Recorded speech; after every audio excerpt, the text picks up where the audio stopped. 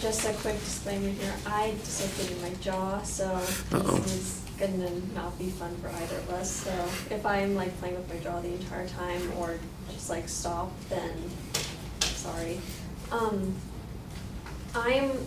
doing a refutation speech on Michael's claim of that increased government spending for NASA's space program is economically beneficial. First problem is right there. There is no argument in that.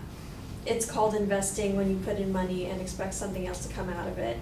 And that's generally what happens to most of them in the long run. The question that's really addressed in his argument is this economically beneficial compared to other, as opposed to all the other places that we could put the money, all the different departments or the energy, transportation, et cetera, et cetera. His first claim was current funding for space programs have advanced our technology. Also, that isn't an argument. There's a list of 15,000 different things that have been created from space technology. And it's not like you can just go, oh, that's not true, so-and-so made this, and it's like, no, this is where it showed up.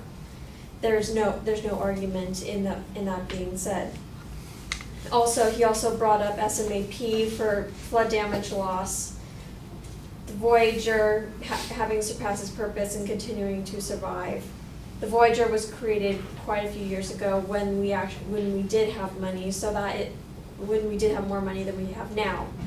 So that is also not really indicative of NASA's current situation, financial situation as it is right now. SMAP, preventing flood damage loss, yes, but like I said, that's also something that isn't like. I just lost my thought. It's something that can't be argued. As it's based as like of course it's NASA. It's on their website. Has like the list of all the things that they've created. He also had another point that higher funds will reduce costs of space missions in the long run. Also not an argument. It's called investing. That's basically what investment does. It gives more the more you put into it. However, he brings up in 2013 a program to create a more efficient generator was canceled by the White House, and the new generators were 4 times more efficient. And then in 2014, NASA canceled Stratospheric Observatory, saying that contributions to astronomical science will be significantly less than originally envisioned. And the more efficient generator, as the speaker put it, was designed purely for deep space exploration. Yes, we could reverse engineer it into other things that could impact other departments in other ways in the U.S. However, we could also say that the Telegraph and NBC have run articles saying that scientists have found evidence of possibly 2 planets beyond Pluto. That's interesting, but going to go see whether they're there or not is basically flushing the money down the toilet. There's no tangible benefit to going there except science in the name of science, and being a capitalist country that we are, America isn't going to fly with that unless they get something extremely beneficial out of the whole deal. He also brought up Russia and how we have been driven to rely on Russia's space shuttles to get to the International Space System. And that the Prime Minister threatened to ban all the seats, that basically banned NASA from using their shuttles to get to the space station. This is a very, very compact, cut down view of what happened. In reality, the problem with Russia came from, yes, the Ukraine incidents, but NASA released in a press statement that given Russia's ongoing violation of Ukraine's sovereignty and territorial integrity, NASA is suspending the majority of its ongoing engagements with the Russian Federation. NASA and Roscosmos will, however, continue to work together to maintain safe and continuous operation to the International Space Station. This offended Russia a lot, and a month later, they came out with their own press release saying that they were thinking about banning the Americans from using their shuttles. And that's basically no skin off their back, because just a month ago they released another statement saying that they were going to abandon the International Space Station completely by 2020 because the American astronauts nearly just got roasted a month ago because the cooling system in the space station malfunctioned and the Americans had to flee their own section to hide in the Russian section to avoid getting boiled alive, which is an incident that was covered extensively by the Wall Street Journal. Mike Griffin, a former NASA chief, then responded to the threats of banning them from Russia's space station as a hostage situation, which of course offended them even more, which basically turned the entire thing into international lover spat between the two.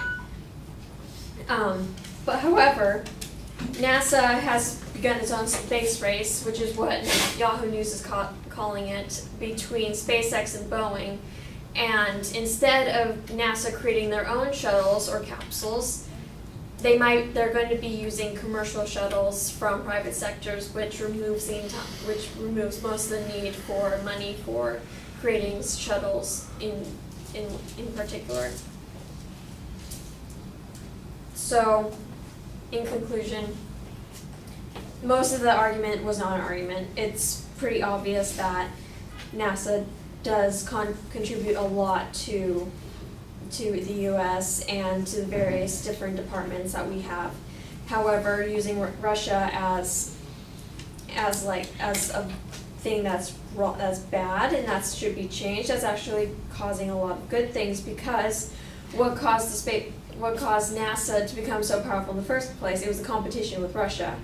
Now that America isn't piggybacking off of Russia anymore, that's going to just build up that competition between the two once again, especially since sparks are flying between the two. And as people have already started calling it the next space race, then that's only going to bring in more money for NASA, and it's just going to bring in more interest when a competition comes up, because what do we love the most? Competing against each other. And that's it. Thank you.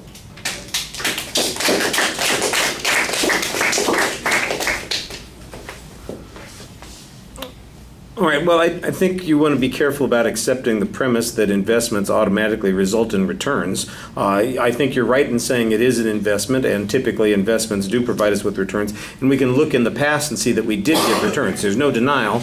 That's where the premise, I think, is acceptable. In the past, there's no denial that we got returns on a variety of investments that we made in the technologies in the space program. The question is, will further developments, will further investments result in a greater economic benefit than other investments that we could make? You had one good piece of information that suggested that this deep space probe that they were talking about turned out to be less beneficial than they thought it was going to be, and that's why they canceled it. It's an economic issue. I think what you need to make the argument is that we've got a lot of these programs that are being reassessed about how useful this is going to be. Are there going to be spin-offs? Is there going to be reverse engineering? All of those things are possibilities. However, we've got lots of places on Earth that we're making investments and getting good returns. A lot of scientific progress that has occurred in the last 20 years has little to do with space exploration and everything to do with digitalizing, computer technology, genetic breakthroughs that have all resulted from our investments in those sorts of things. And I think that it's just obvious. Everybody's competing for dollars. The question is where the dollar is going to do the best. We think right now space is less likely to produce these results. As an example, people are saying, well, we ought to go out and find out if there are planets past Pluto, but that doesn't have any immediate benefit for us when in fact, let's say an investment in some genetic research might prevent a disease that would save billions of dollars in lives on Earth. And I think you need to explain, so government has to make decisions there, and they're making appropriate decisions. Otherwise, you're saying there's no argument about it. Well, there's plenty to argue about, because just because it's an investment doesn't mean that anybody's going to get a return. All right. It goes a little long into the whole Russian-American relationship, and you spent an extra minute in your speech trying to get to all of that, and I know that came up as an issue, but I think that's a negligible issue, especially if you just start at the very beginning and says, you know what, the relationship with Russia is a little bit problematic right now, but in 2 years, SpaceX and Boeing are going to have flight vehicles for us, and we don't have to worry about it anymore. And then everything else doesn't matter. All right. Sorry, we got to